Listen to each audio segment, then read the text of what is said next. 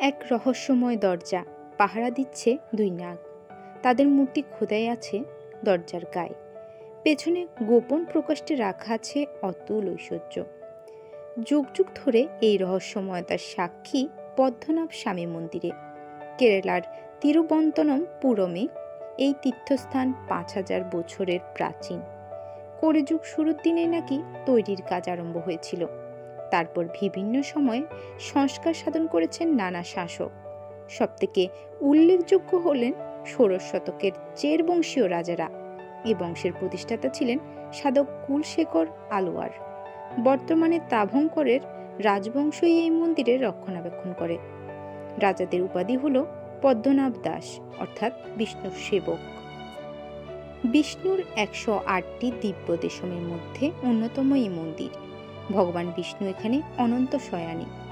নাগরাজ অনন্তর উপরে তিনি যোগনিদ্রায় নিদ্রিত। শ্রী বিষ্ণুর নাভিমূল থেকে উদ্ভূত পদ্ম, তাই তিনি পদ্মনাভন। তার ডান হাত শায়িত শিবলিঙ্গের উপরে। বিষ্ণুর বাঁ পাশে আছেন দুই দেবী, শ্রীদেবী ও ভূদেবী। হিন্দু ধর্মের মানুষই প্রবেশ করতে পারেন, অনুসরণ করতে পারেন কড়া পোশাক বিধি। বৈদিক ও দ্রাবিড়ীয় স্থাপত্যে নির্মিত এই মন্দিরে নাকি অতুল ঐশ্বর্যের ভাণ্ডার তার সামান্যই সামনে এসেছে। গুপ্তধন হয়ে রক্ষিত আছে অকল্পনীয় রাজ ঐশ্বর্য।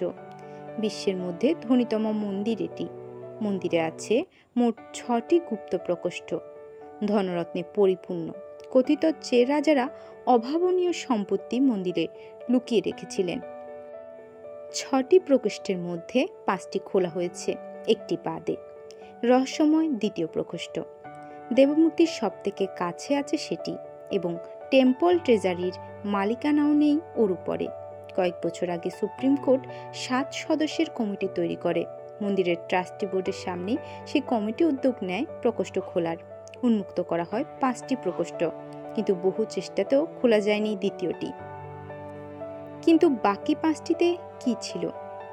ছিল রাশি রাশি হীরের গয়না, সোনার উপর বাসন, সোনার অস্ত্র, সোনার মূর্তি, ৫০০ কেজি ওজনের হীরের নেকলেস, নানা দেশের অগণিত স্বর্ণমুদ্রা, ৯ ফিট লম্বা, ২.৫ কেজি ওজনের সোনার হার, সোনার দণ্ড, সোনার রশি, সেই সঙ্গে ফেলে ছড়িয়ে রাখা চুন্নি পান্নার মতো অমূল্য রত্ন। প্রত্যক্ষদর্শীরা জানিয়েছেন সুন্দর করে রাখা নয়, যত্রতত্র ফেলে রাখা হয়েছে।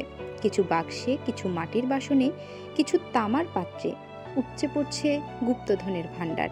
স্বর্ণমুদ্রার মধ্যে উল্লেখযোগ্য হল ইস্ট ইন্ডিয়া কোম্পানির আমলের ৭ কেজি মুদ্রা, নেপোলিয়নের সমসাময়িক ১৮টি মুদ্রা। ৫টি প্রকোষ্ঠে শুধু সোনাই পাওয়া গেছে ১,০০,০০০ কোটি টাকার।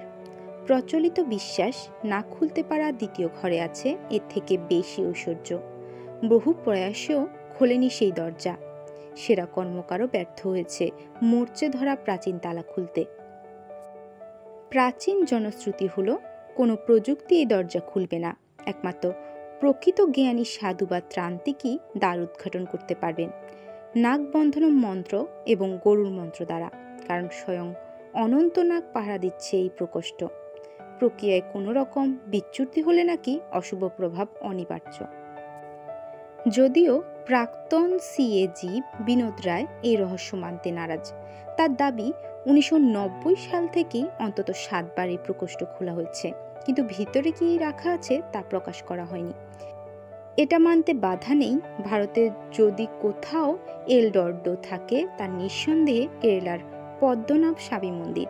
ভিডিওটি ভালো লেগে থাকলে চ্যানেলটি সাবস্ক্রাইব করে পাশে থাকুন। ধন্যবাদ।